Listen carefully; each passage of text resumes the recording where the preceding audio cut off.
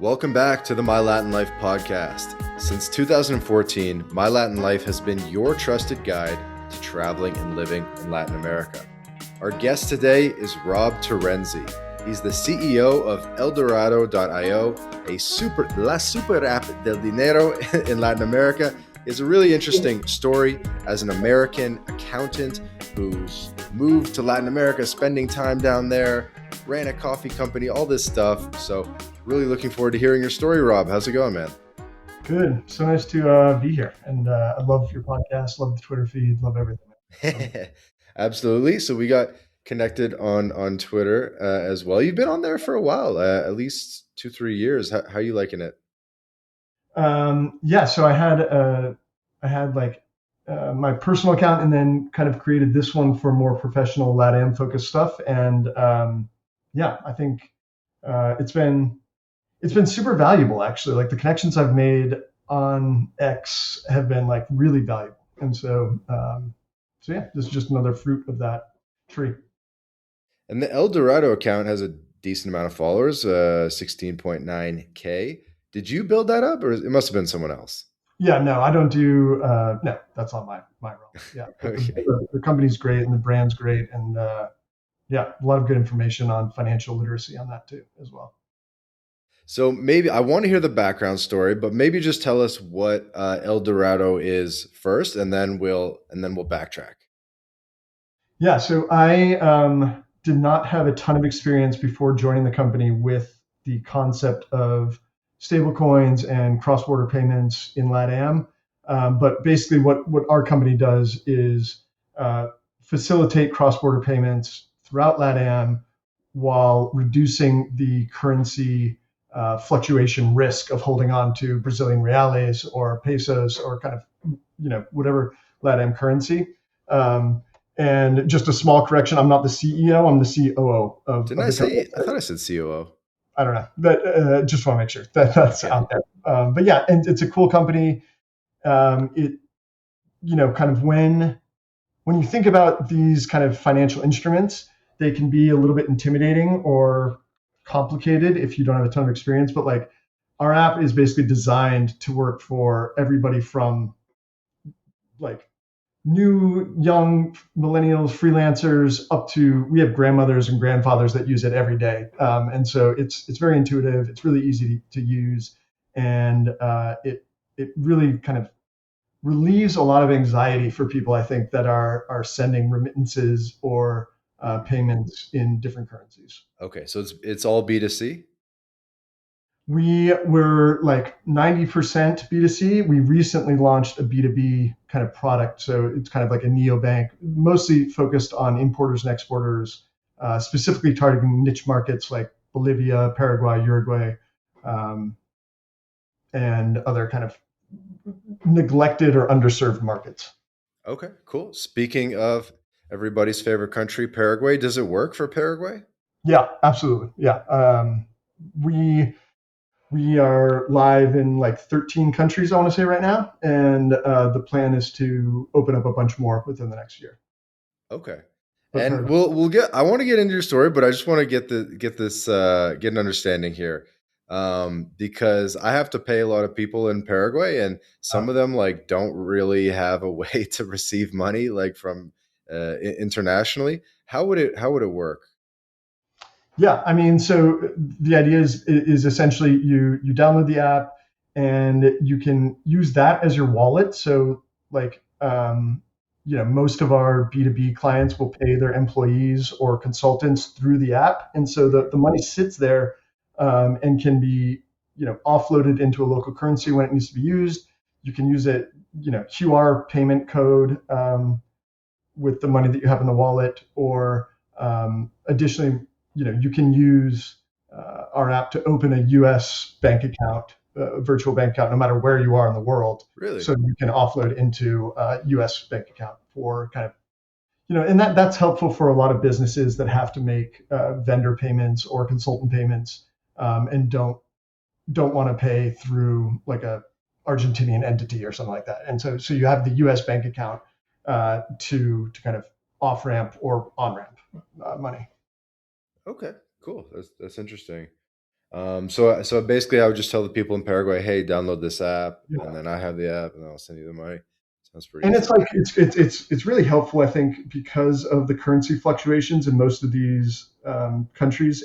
And if you like sign up for an annual salary of $50,000 US, that if you're making payments in the local currency, that number can change a lot on the payer side.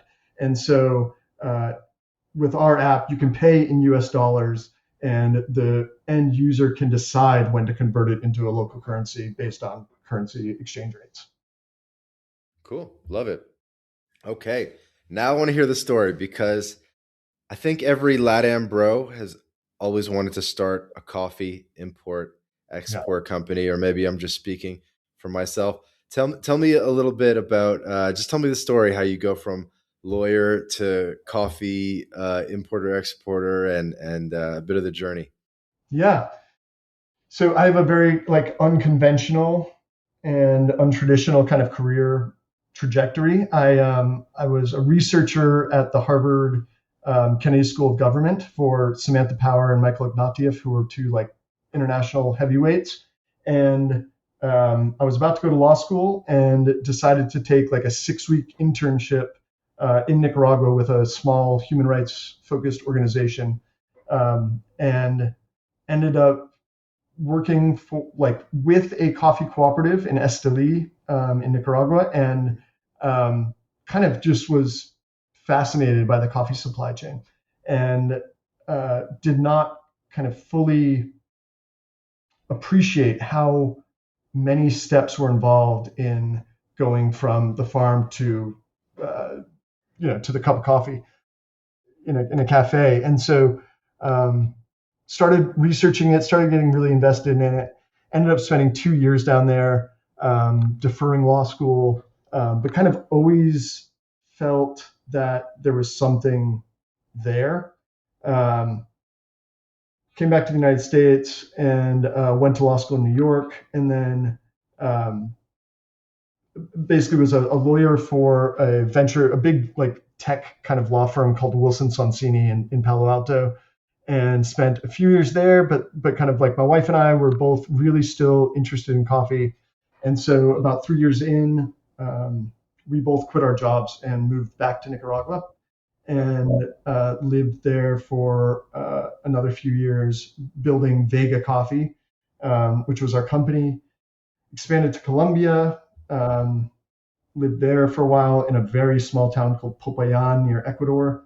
Yeah, And where the church is, or no, that's the all white city, right? it's a beautiful city. Yeah, it's super colonial, very classic, Hmm. great coffee scene. Um, and then yeah, spent a few years there. And then when we left that, I came back to Wilson Sonsini and was a senior associate for the like Latin America practice group. Um, did that for a few years, and then I was going to change law firms, and one of my clients, El Dorado, was like, hey, instead of going to another law firm, why don't you come in-house with us? And so I've been doing that for close to a year now. That's cool. Wow. Yeah. And in total, I think you said you've spent 7-ish years in Latin America. Yeah, basically. About 6 years in Nicaragua, a year in Colombia, and now I go to Buenos Aires like once every 2 or 3 months, for at least a week or two at a time. Because that's where El Dorado is Yeah, based. exactly. Yeah. Wow. What kind of so many interesting kind of points to pick up on there. What was the decision like to defer law school and the career to hang out in the mountains of Esteli? Yeah. It was a weird one. I mean, like I like got into a law school that I really wanted to go to, and I asked them if I could defer a year, and they said no, and so I basically gave up on that school, um, and ended up reapplying after a couple of years in Nicaragua to other schools, and ended up at like an even better school in New York, and where I met my wife and had a great time living in New York City. But it was hard, because there is such a traditional career path for people going to law school. Like you're a paralegal and then you go to law school, or kind of like you finish undergrad, take the LSATs and go to law school. Like it's very disconcerting, I would say, for people in your orbit to be like, no, actually, I'm going to just live in Nicaragua for a little while until I figure stuff out. And but it ended up shaping my life and creating so many career opportunities for me. Like the ability to speak Spanish is super valuable. I think even in today's age of AI and automation and instant translation, like just being able to speak with coworkers in Spanish is such a big advantage over other people who don't speak anything besides English. And obviously multiple languages are super common in Europe and Asia and basically everywhere besides the US. But I think that getting to spend time in a country where there's a different language being spoken and you really get familiar with it, you really get kind of in tune with the culture. Like there's just no replacement for that. Yeah, so I don't know. And you're just like a normal Italian American, no Spanish background? Yeah, no Spanish background. I went to Spain for the first time when I was in high school, and it like just turned something on in me that I just wanted to be able to speak Spanish. I wanted to like really become a part of that culture and experience it in a way that you just don't if you don't speak Spanish. And so, yeah, there was something about I was living in Sevilla, Spain in the summer. It was crazy hot, crazy ridiculous, but it was so beautiful. It was like yes, romantic, bullfights, incredible women in red dresses, like the whole thing. It was just like this is where I'm meant to be. And so yeah, so it ended up just taking a really deep dive into the culture. Yeah, there's a philosophical discussion here, which is, are you from California or the Northeast? I'm from the Northeast originally, but I live in California now. Okay, Massachusetts, New York. What are we? Connecticut. Connecticut. Yeah, there's just I don't know what it is. It's like Connecticut is so different than Latin America, and when you see just sort of like a different way of living, it's very eye opening. Yeah, I think that's a really true statement. I mean, fundamentally, like um, the whole Northeast, I mean, outside of like New York City, like is very traditional, conservative, um, just Puritan, and once you do step outside that zone, as long as it's not just like on a vacation, but if you're there for 4 or 6 weeks somewhere that's got a totally different way of living, it just hits you in the face so hard, and it's like, whoa, so this is not the only way to do things. And it completely changed my life, honestly. Like that one trip in high school, I was in Sevilla for like 8 weeks for a summer, and I think I was 16 years old, and it was like it changed my entire trajectory. 16, so you're able to get beers. Yeah, I was like alone for the summer in Sevilla, Spain. Like, doesn't get much better than that. And hey, people, you see all these like reels or like TikToks and stuff like that, where like Americans go to Spain or they go to Nicaragua, and they're like, people are just hanging out outside. They're just on a Tuesday, like they're just chilling, like it's Tuesday in the middle of the afternoon. Like, what are they? Don't they have to like get somewhere? It's Yeah, such like a mind f for an American. yeah. I think one of those kind of experiences that I had was when I studied abroad in Bilbao, Spain, in the north, Mm. when I was in college, and you walk around the streets in the early evening, and there are so many like older people just outside on the streets, just hanging out, playing cards, drinking wine, and it's such like an active, vibrant social life for older people that Hmm. does not exist at all in the U.S. At least I haven't seen it. Like it's just very active and social and communal and out there, and that was like a real like turning point for me too. When I came back and I was talking to my dad, I was like, Dad, you have to be around people. Like it makes people live longer. It makes people like Totally. more healthy, and that culture just does not exist in the US, but I can see it being so beneficial, especially as you age. I find this to be a very interesting discussion. It's it's funny how it doesn't exist in the U.S. I mean, yeah, I see this all the time. Like where I spend a lot of time in Europe too, and in Italy and Spain and things like that. And I was in Italy over the summer, and the old guys, they go to the cafe on the corner. They have like exact change. They know what a glass of wine costs, and it's like it's like $1.25 or something. And they come into the bar 11 a.m. and they get their like white wine, and they put the $1.25 on the counter. They serve the wine, and all these old guys are like 60, 70 years old, just hang out 11 a.m. drinking wine, and it's like it does not exist in the No, U.S. totally. Yeah, it's incredible. Like because in many ways Europeans, and I'm speaking broadly in generalities, but like Europeans can be, outwardly friendly, but in like mostly closed off. Like there's only a point you're going to reach with most people. But once you're a part of that culture, like it's just, it is so social. And I just don't see that basically anywhere in the US. Yeah, and you're right that it makes people live longer. That they do those studies of like centenarians, people live to 100 years, The and blue it's like zones. and there's kind of like two things. One is have a garden, and the other one is have is maintain social relationships. Oh, that's interesting. I didn't know that about the gardening, but I mean, obviously it makes sense. Hmm. Totally. And so, yeah, and the other thing is, Latin America, Southern Europe, a lot in common there.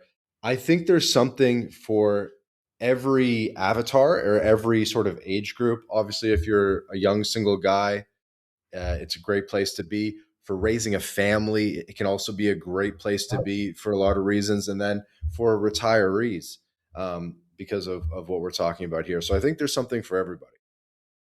Yeah, I totally agree. And I mean, that was kind of part of our thinking when so like a couple of years ago, my family, I have two daughters, and we got our Italian citizenship. And part of the thinking there was like, A, our girls could go to university in Europe for pennies on the Free. dollar compared to the Yeah. US. Uh-huh. And like as a retirement place, health benefits, just the care and the support that elders like receive in these countries is so superior to what we have in the U.S. that it felt like an important thing to lay the groundwork for in case we end up, being in Europe for long term. Yeah, there's definitely a respect for the elder generations and also for children that in some ways doesn't really exist in the US. Yeah, I was in Italy with one of my daughters, and I was getting an espresso, and I remember like this guy, she was in a stroller, and I remember this guy like, leather jacket, mohawk, like kind of punk looking dude, and he like bent down towards my daughter, and I was like, whoa, whoa, whoa, and he was like, no, no, no, I'm like I saw her strap was twisted, so I was just fixing her strap, and I'm like, dude, it's so. There's just so much care for kids and for everybody. Like it's just it feels like a more um, holistic approach to society than we have in the U.S. Totally. Yeah, there's yeah, I think about this a lot, it's like it's sort of the trade-off between the ambition and Yeah, becoming a billionaire in the US versus the lifestyle and so forth overseas. And the answer is a little bit different for everybody, but it's a real thing. yeah, yeah, totally agree. How did you get the Italian citizenship? Was it your grandparents, or what generation back did you have to go? Yeah, it was my so my they recently changed the laws, and now it's coming up for another kind of constitutional challenge in Italy. But when we Uh-huh. applied, we could go back as far as our great grandparents, and Uh-huh. my great grandparents on my father's side came over on the boat, and we had a pretty clear set of documents and lineage to kind of apply. And basically, like my grandmother was still alive at the time, and that was a prerequisite that I think it was like two or three generations back. somebody had to be alive that was born an Italian citizen. And so even though she was born in the U.S., the way that Italian citizenship works, like she was born an Italian citizen at the same time she was born an American citizen. And so we were able to kind of use her lineage to qualify for Italian citizenship. That's lucky you were able to squeak that through. I don't know if is there a consulate in Connecticut, or you did in New York or in Boston? No, Connecticut's Boston, right? Yeah, it would have been Boston. We did it when I was living in California, and so we did it in LA. Ooh, so you got lucky because there's a lot less wait time in LA at the consulate there. I think that's probably right. Yeah. So I think even like 10 years ago, when I did it, I mean, the wait times were insane to get an appointment to present your case and everything, right? And so I remember there were people that they had, a family member in California or whatever, and then they would switch their address to California just so they could go to the California consulate and skip the insane wait in the Northeast. Do you know where your family's from in Italy? Like what part of the country are they from? I do. Should I say it on the podcast? But sure. Okay. In Campania province, like Nice. Naples area. Yeah, me too. My family's from Ponte Landolfo, which is like an hour outside of Naples. Makes me want to look it up, but Yeah. no, it's funny. Okay, and then now I want to pick up on another thread I found interesting. So you had the Spain experience in high school, and then you stuck with it in college, and then Nicaragua almost sounds like the first time you went was almost kind of by accident. It was like a volunteering trip. Yeah, it was a little bit by accident. That's a good way of putting it. I mean, basically, like when I was at Harvard, I told the people I was working with that I wanted to get involved in international law, and the advice was essentially like, if you want to do something in international trade or international law, like you really need to live in a developing country. And so I kind of just found this internship, applied for it, got into it, and yeah, I remember like when I first flew down to Nicaragua, being like with my friend, I was like, dude, I don't know about this. Like, should I just kind of hide out for 6 weeks and not do this trip because I'm kind of scared about it. I don't know what Nicaragua was like, and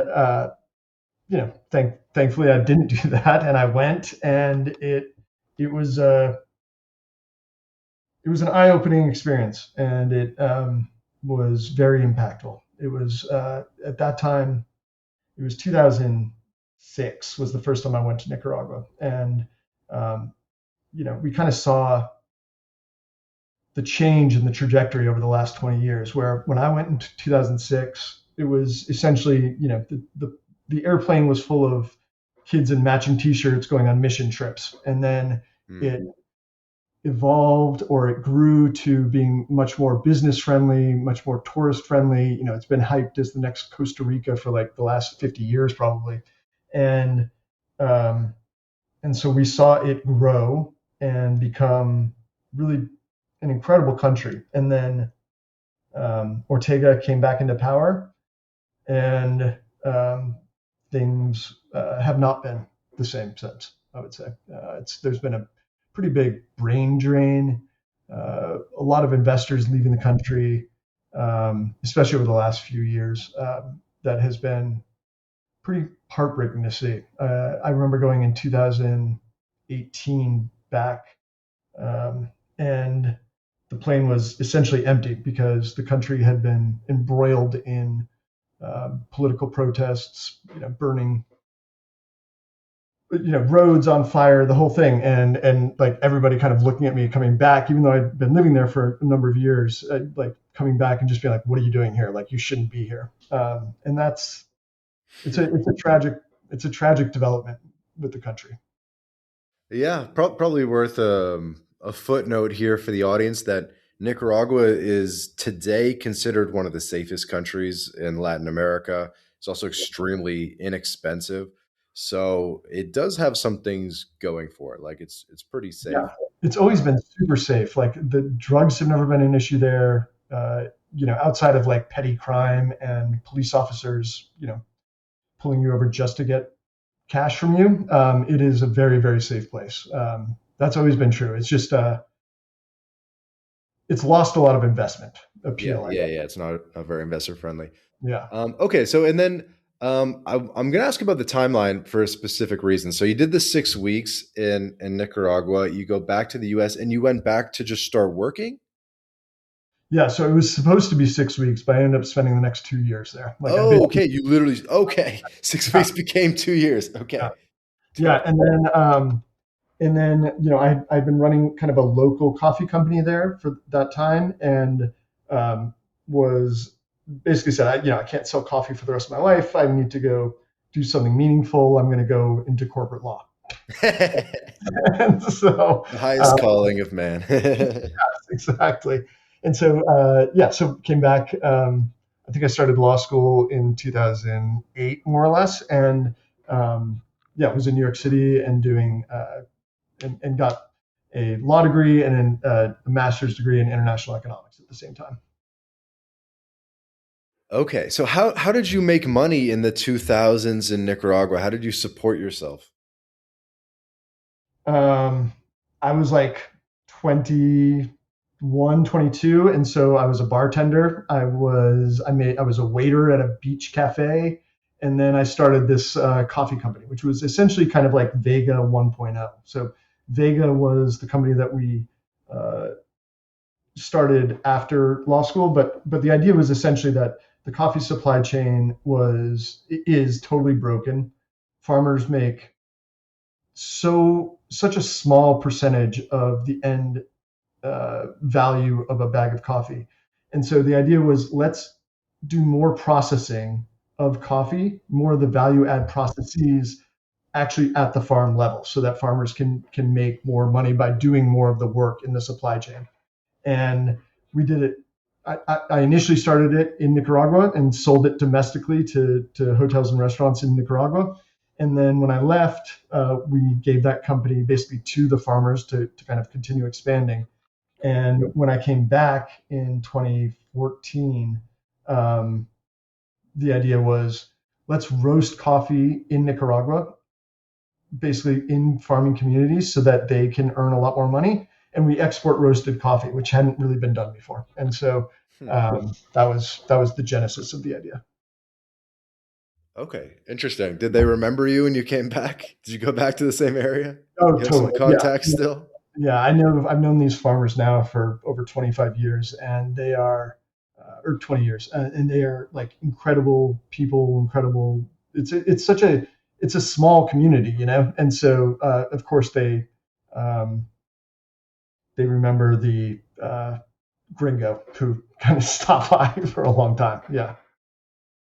That's so cool. So I think you mentioned you met your wife in law school. So and then you're having your normal American life.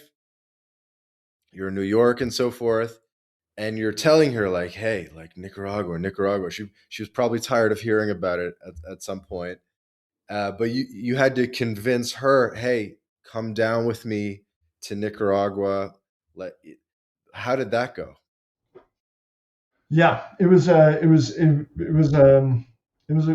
fun experience. Like she actually, my wife's name is Nushin, and she did a Fulbright fellowship actually after law school in Nicaragua based on Ah, renewable energy. And so she was familiar with the country. She knew how much I loved it, um, and um, and it was kind of this point where we were late 20s, trying to figure out what we're going to do next. We both had pretty successful early career experiences in the legal field.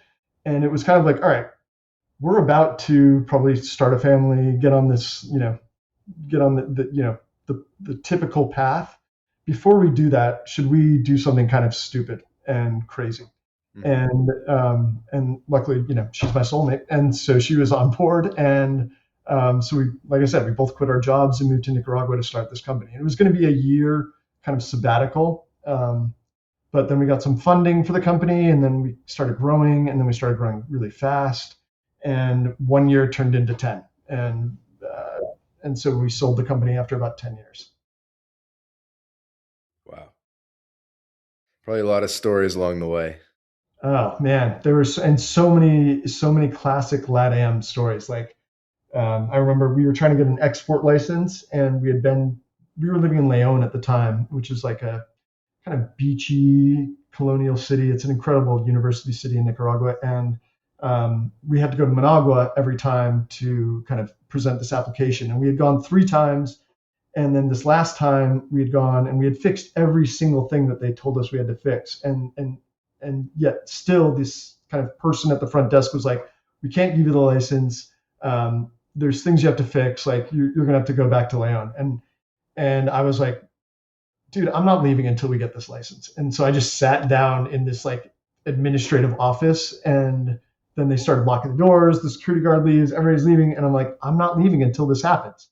And then at the end of the time, they were finally like, all right, fine. We'll bring in the person from the back. And then the head honcho came in and was like, you're a real asshole, but here's your license. And I was like, all right, good. Like that's basically like what you have to do. Like you just have to be so persistent, I feel like, in LatAm to get anything through bureaucracy, because the answer typically is like no, because nobody wants to get in trouble for saying yes, and or pay them, and then that works too. But it was an incredible experience, and I'm really happy we did it. And yeah, no regrets. I don't know. Persistence is a good word. Yeah, just relentless against bureaucracy, because there's so many forms and so many signatures and so many everything that you have to do to get anything kind of approved, typically. And so it's good experience to like learn from. Yep. Notaries, Yep. escribanía, all that stuff. Yeah, Yeah, I kind of live it every day with I'm our sure. business here as immigration professionals. Yeah. Um, so I would love to just get like a couple of these stories out of you of just like time in Nicaragua. I almost don't know what to ask. Maybe you have a couple like in the holster ready to go, or just tell us some good Nicaragua stories if you Hmm. can.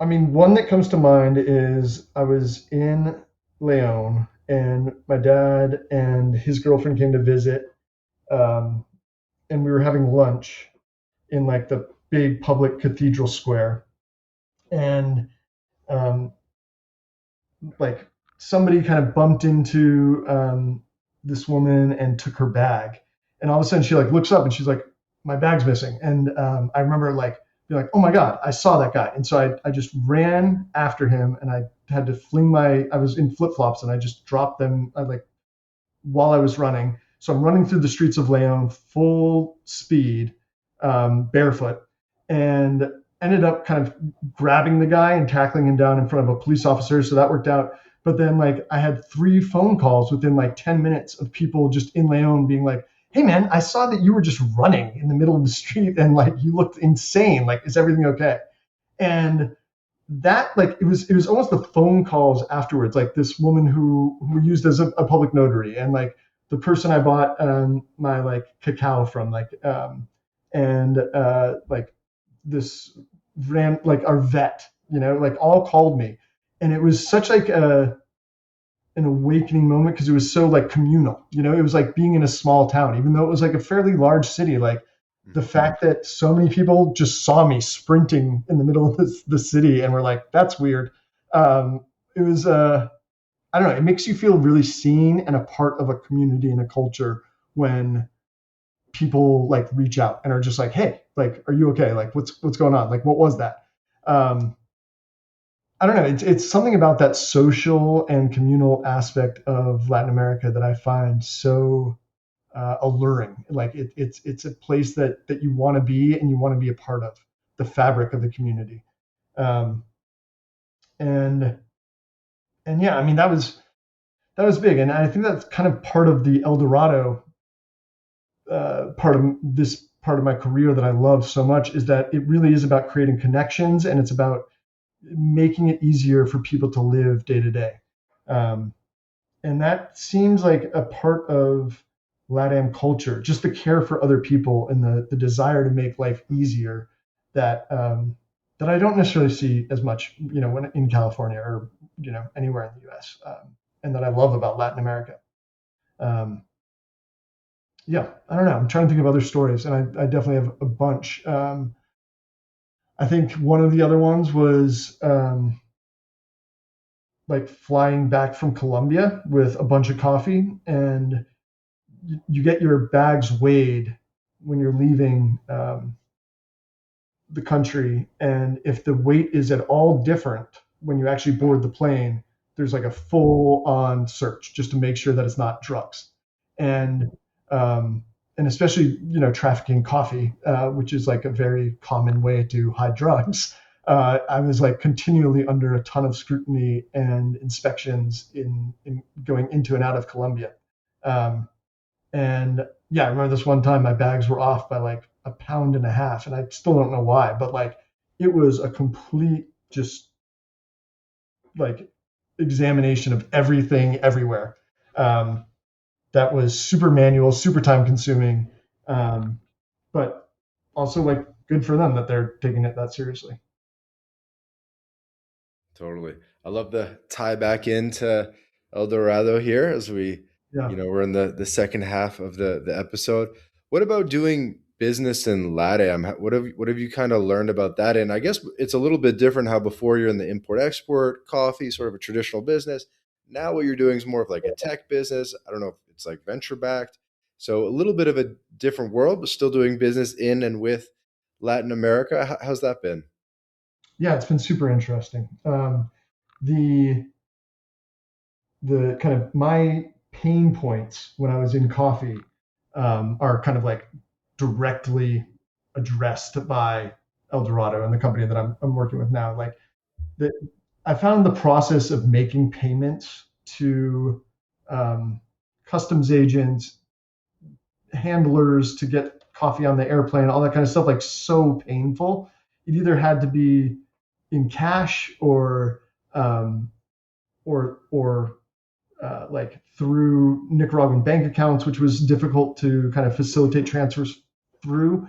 And so um, this like app experience that you can just make payments directly to people and in US dollars, not worrying about the currency exchange rate is such like a game changer, I think, specifically in the import export business, that it's like it's one of those things where it's like this app actually has a real purpose and like a real use case scenario, product market fit that just makes a ton of sense and a ton of sense from my own experience. So that's really gratifying to see.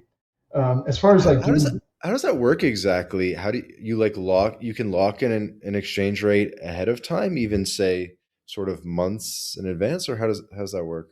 no, what basically like what we do is you up like if you get paid in reales or pesos or whatever, you load that amount into the app and it converts it into USDT. So it converts it into a stable coin based on the US dollar. And so you kind of fix um, your money to the US dollar. And so you off ramp whenever the currency exchange rate is most favorable to you. Or you make payments in US dollars to other people on the app. Um, and so yeah, so there's it's not that there's no currency exchange rate, it's that it's fixed to the US dollar, which is a much more stable currency, obviously, than like this company was born in Venezuela and they were Mm. huge in Venezuela until the government kind of basically came down on them and kicked them out of the country. And um, that is also a big part of doing business in Latin America is just the volatility and unpredictability of governments and currency controllers and manipulators. And so um, what El Dorado does is basically try to minimize the risk that your payments will be affected by currency fluctuations. And um, yeah, doing business in LatAm is both like exhilarating, exciting, a ton of opportunity, but also kind of scary because there is so much unpredictability with government stability, with kind of neighbor relations, that it is, I don't know, it's a fun challenge every day. And so this company was huge in Venezuela. They got kicked out of the country, like all the other fintechs there, and we've just basically been rebuilding for the last year, focusing mostly in Argentina, Brazil, Bolivia. Bolivia, we are like very, very excited about and like putting a ton of resources into because it presents such a great opportunity for specifically our kind of solution. That's exciting. But there's a lot of cultural things when you do business in LatAm. Like coming from Silicon Valley, New York City, like my personal mentality and my mindset is, sometimes a little bit different than people who were born and raised in LatAm. And so there's cultural things to work on, and like and what I've found is just that like over communication is really the only way to get to the bottom of that, because like there's so much that goes unsaid, not only in LatAm but in the entire world, that like the only way to kind of really get to an understanding with coworkers, with competitors, with investors is to really just communicate everything that you need to say, because So you think LatAm requires more over communication than say the US does? I think so. I mean, I think, and maybe that's just like being born, and raised in a different culture. But like, I think that there's a lot that goes unsaid and can be misinterpreted if it's not kind of clearly articulated. Yeah. So. Yeah, that definitely makes sense. Why Bolivia? What's particular about Bolivia? Like Argentina, everybody understands anyway. Why Bolivia? Yeah, I think very much like Venezuela, it's an underserved and neglected market by the big players, and they are, because of the currency kind of fluctuations there, they are becoming a crypto like capital, I would say, like next to El Salvador. Really? They're becoming very, very strong with crypto. There's a lot of permissibility in kind of what you're allowed to do with crypto there. And, crypto, like hardcore crypto people sometimes have a problem accepting USDT as a cryptocurrency because it's not as speculative. But the infrastructure there is really primed to accept digital payments, to not rely on cash, and to and their import export sector has been growing a lot. And so payments to China, things like that, are all things that like our app helps you facilitate in a way that has been traditionally difficult to do. And like opening up a USD bank account is like a pretty cool thing that you can do now that wasn't possible for Bolivian residents before. And how do you get the word out? Yeah, it's a different market than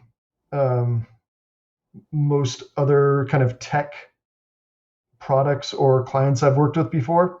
We do things like traditional media, like we have ads running in the two biggest newspapers in Bolivia, and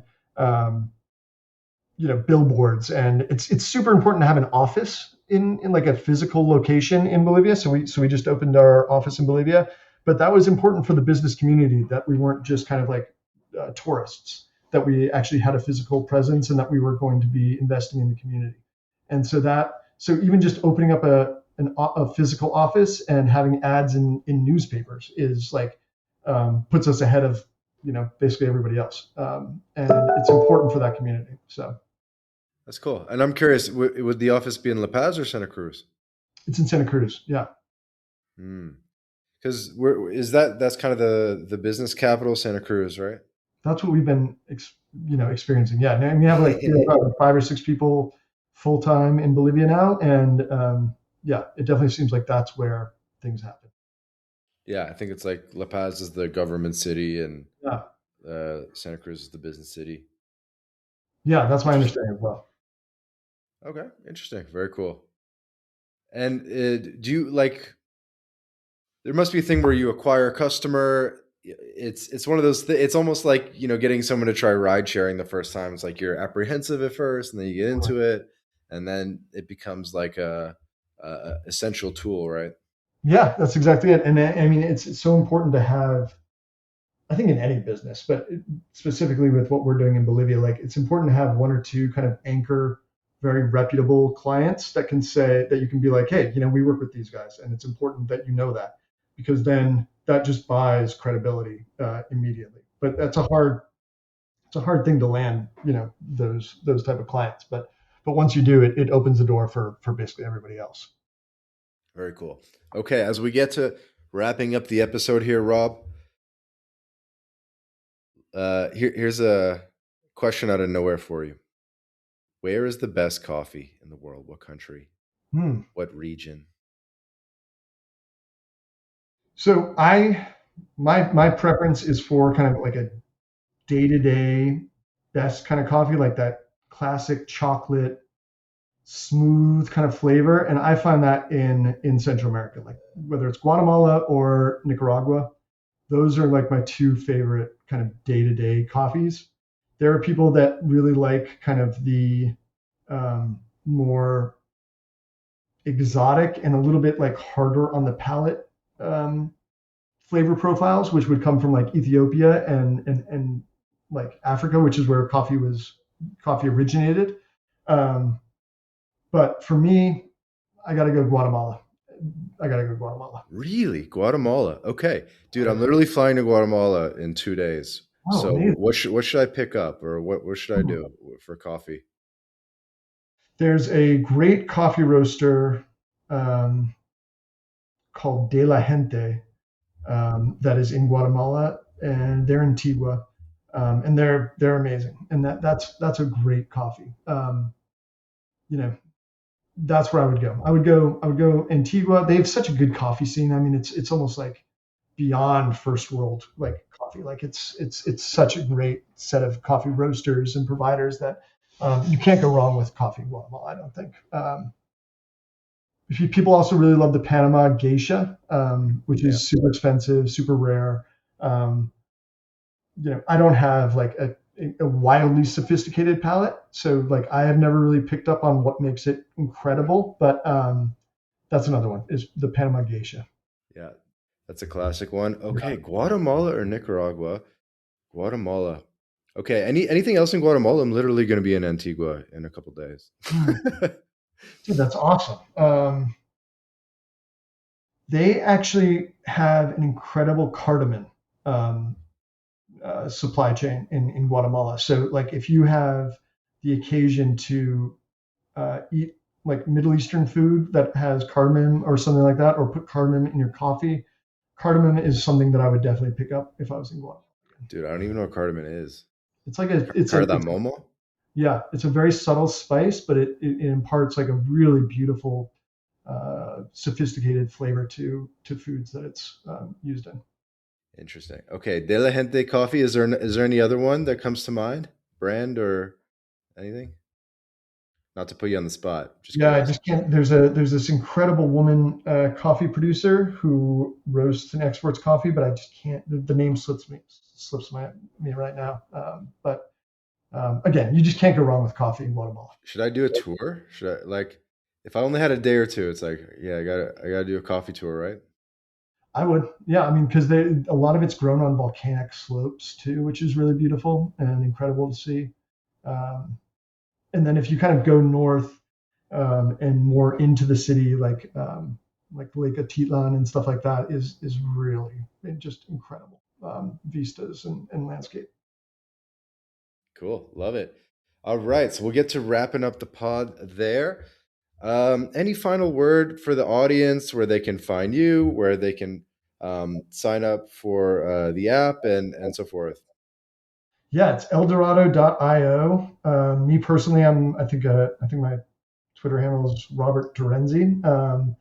And um, yeah, I don't know. I mean, you can find me Santa Barbara, California, Buenos Aires, Argentina, Leon, Nicaragua. I'm in all those places. So yeah. Love it, dude. Thank you so much for coming on the podcast and sharing your story. I think it really sort of exemplifies how people can have the best of both worlds, right? You ended up getting your law degree, Yeah.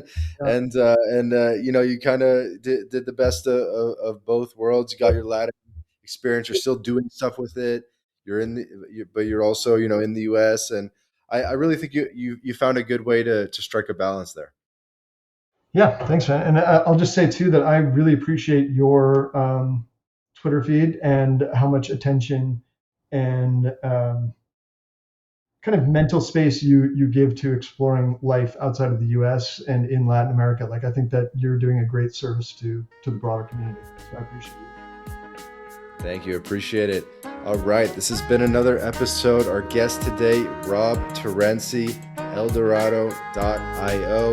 And for the audience, please subscribe to the podcast, whether you're listening to this on Spotify, Apple Podcasts, your favorite podcast player. Subscribe, leave a review if you can. Really helps us grow the show. We put out 2 episodes a week with amazing guests like Rob, and you won't want to miss an episode of the My Latin Life podcast. Ciao for now.